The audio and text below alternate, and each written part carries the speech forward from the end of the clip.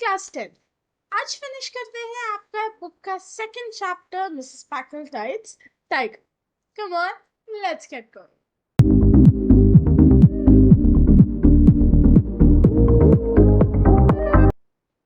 Part 1 में हमें introduce कर दिया गया हमारे तीनों कैरेक्टर्स। पहली मिसेस पैकलटाइड, जिनकी ये विश थी कि वो एक टाइगर हंट करके इंडिया से लेके जाए। इसलिए नहीं कि उन्हें टाइगर हंट पसंद था, इसीलिए क्योंकि उन्हें अपनी bestest friend in terms of खास दोस्त, जैसे हम हिंदी में बोलते हैं, एक ऐसी इंसान जिसे नीचा दिखाने में मिसेस पैकलटाइड को बड़ा मजा आता था, उसको जलाने के लिए वो टाइगर स्किन उन्हें अपने घर में सजाना।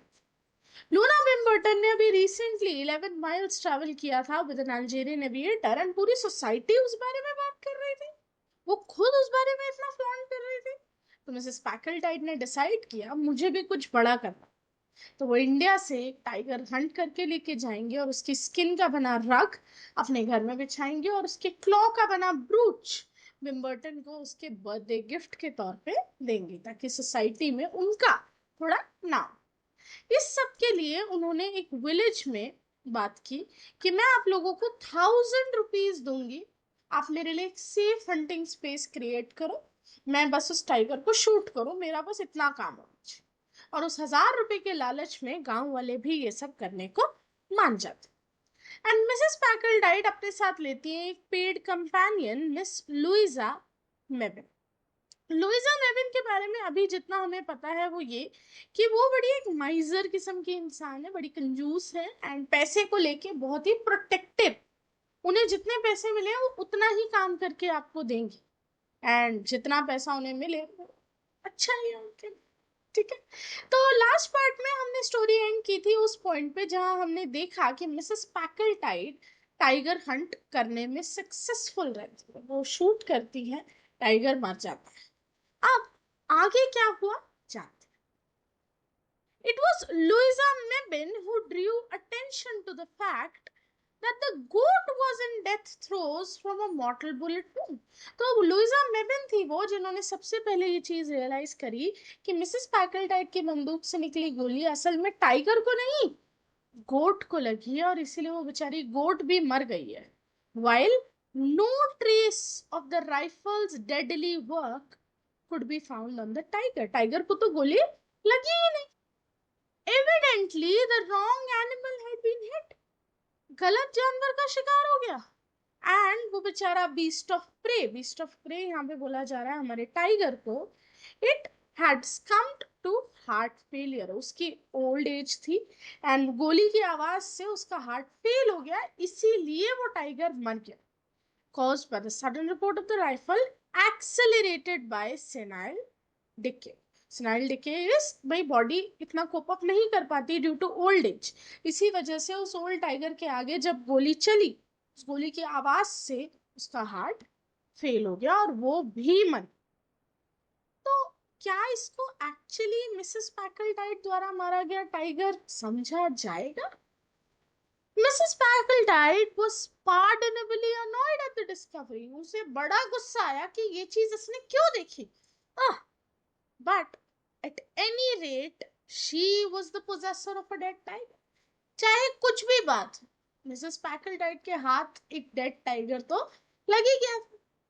And the villagers, anxious for their 1000 rupees, gladly connived at the fiction that she had shot the beast. तो वो विलेजर्स, उनको टेंशन थी कि भाई अगर टाइगर इसकी गोली से नहीं मरेगा तो ये हमें 1000 रुपए नहीं देगी, तो वो भी ग्लैडली खुशी खुशी उस झूठ के झांसे में फंस रहे थे, लपेट रहे थे पैकलटाइड को कि नहीं नहीं आप ही से लगी है गोली टाइगर को, डोंट वरी, हम भी सबको यही बोले। तो पैकलटाइड सोचती है जब गांव वाले सबको यही बोलेंगे, मैं सबको यही बोलूंगी, और मिस मेबन तो वैसे भी एक पेड कंपेनियन है, उन्हें भी सबको यही बोलना पड़ेगा, तो किस बात की टेंशन, हो गया ना मेरा टाइगर हंट पूरा। Therefore, Mrs. Packletide ने कैमरास को फेस किया with a light heart and उनका pictured fame reached from the pages of the Texas Weekly Snapshot to the Illustrated Monday supplement at the Novo Premier. So these are all local magazines and illustrations उनके area की, जहां पर उनकी pictures और उनके ऊपर articles लिखे गए. अब बात आई उनकी खास दोस्त लूना बिम्बर्टन की. She she refused to look at an illustrated paper for weeks. कई हफ्तों तक उन्होंने illustrated paper ही नहीं देखे. And her letter of thanks for the gift of tiger claw brooch, वो सिर्फ अपने repressed emotions के चलते उन्हें लिखना पड़ा कि हाँ thank you Facultite. The luncheon party she declined, वो आई ही नहीं. There are limits beyond which repressed emotions become dangerous. क्योंकि इससे ज्यादा वो अपने इमोशंस को और दबा नहीं सकती थी. उनको जलन फील हो रही थी बहुत ज्यादा कि मिसेस मैकल्टाइड ने ये क्या कर डाला. अब लंचन पार्टी और सब कुछ तो सही से हो गया. अब बारी आई लुइजा मेबिन की पैकल्टाइड को ब्लैकमेल कर. वो कहती है how amused everyone would be अगर उन्हें पता चल जाए व्हाट रियली हैपेंड. तो मेबिन अब तक चुप थी और वो अपना कार्ड बचा के रख रही थी इस दिन के. मैकल्टाइड कहती है व्हाट डू यू मीन, क्या कहना चाहती हो तुम. नहीं मतलब हाउ यू शॉट द गोट, और वो बेचारा टाइगर तो डर के मारे मर गया. कितना अच्छा होगा ना अगर सबको ये पता चल जाए. मैकल्टाइड थोड़ी घबरा जाती. वो कहती है no one would believe it, कोई नहीं मानेगा तुम्हारी बात. उसके चेहरे का रंग बदल जाता है as it was going through a book of patterns before post time. मतलब क्या कह रही हूँ मैं बेन, इस टाइम पे नहीं. लूना बिम्बर्टन वुड, मतलब मैं तो बस कह रही हूँ और कोई माने ना माने मेरी बात लूना बिम्बर्टन तो मान जाएगी. मिसेस पैकल्टाइड का फेस एकदम ग्रीनिश वाइट हो जाता है. वो घबरा जाती है कि अगर इसने बिम्बर्टन को ये बात कह दी वो तो डेफिनेटली इसकी बात मान लेगी और मेरी इज्जत का फलूदा हो जाए. अब क्या. तो वो पूछती है you surely wouldn't give me away, तुम ऐसा नहीं करोगी मेबिन, ऐसा मत करना प्लीज. तो मेबिन अपना तुरुप का इक्का फेंकती है और कहती है I have seen a weekend cottage near Dorking. Dorking के पास मैंने एक वीकेंड कॉटेज देखा है जो मैं खरीदना चाहती हूँ. यू नो 680 फ्री होल्ड, बहुत अच्छी डील है. बट क्या करूं मेरे पास पैसे नहीं है. तो मिस मेबिन बातों ही बातों में मिसेस पैकल्टाइड को बता देती कि अगर उसे मेबिन का मुंह बंद करवाना है तो 680 it is. $680 they and cottage खरीदवा दे मेबिन को. एंड मजबूरन मिसेस पैकल्टाइड को अपनी इज्जत बचाने के लिए वो करना पड़ा. लुइजा मेबिन के प्रीटी वीकेंड कॉटेज का नाम रखा गया Les Fauves. Les Fauves is the French expression for wild beasts, क्योंकि इन्हीं वाइल्ड बीस्ट की तो देन थी मकान.